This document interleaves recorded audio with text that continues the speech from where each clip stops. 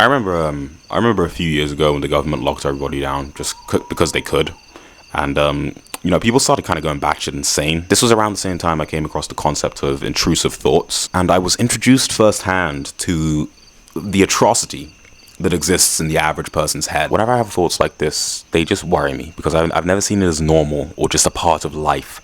If I ever find myself thinking about horrors in a non-creative capacity, like if I'm just passively thinking about horrific shit, that scares me, and I sort it out. But what I realize is that the average person kind of just allows that shit to stew. They let it fester.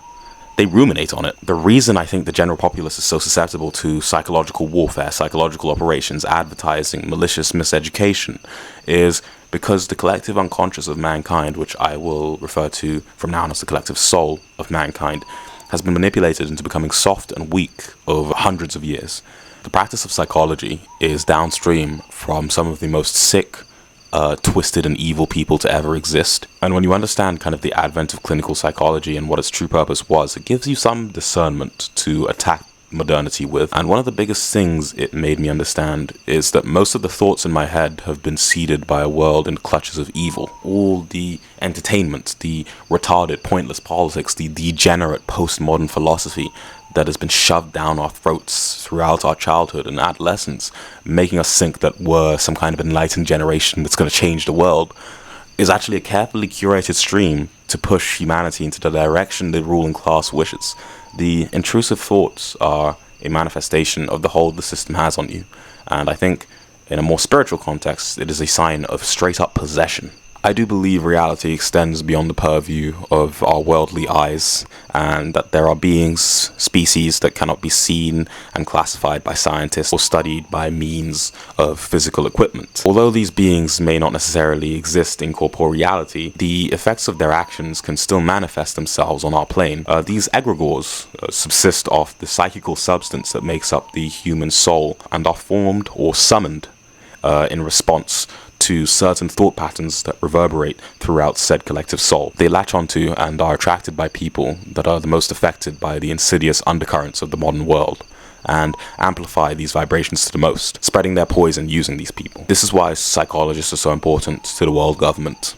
This is why they had Harvard psychologists doing studies on how to induce schizophrenia in a population. And if something like this is verifiable facts, what studies have been done, what think tanks have been set up that we don't know about, what information has been eradicated from the world completely. The best thing about being human is that we are inherently better than low vibrational entities such as demons, and so plagues such as the one mankind is in the clutches of as we speak can easily be overcome by exorcism. You are in control of your thoughts, and your thoughts will inform your feelings. If you allow your thoughts to become forfeit to foreign entities or driven by people that hate you and want nothing but the worst for humanity, you are doing yourself and the people you love a disservice. To control your thought may seem like a colossal undertaking, as most people only view their mind as a mere stream of consciousness due to the materialist view that we are fed throughout childhood, that thoughts are nothing but electrical signals made up of electrons, which are only really electrons when we're looking at them, traveling through cells that are constructed from atoms, that are constructed from protons and neutrons,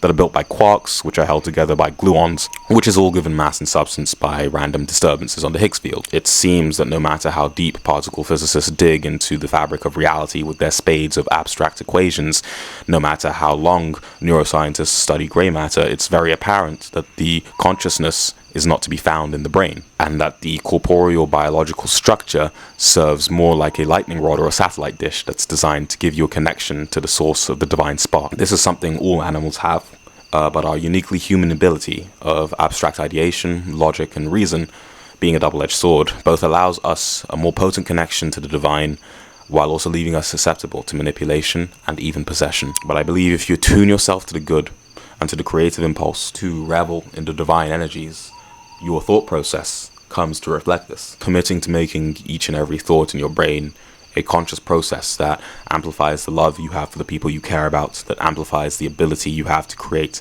and that amplifies the strength and the wisdom you will need to self-actualize into the man or the woman that you need to be. Now, I'm not going to say this is easy. God knows I fail at this every day. I'm failing at it now. It's hard work vetting literally every single thought that comes into your mind.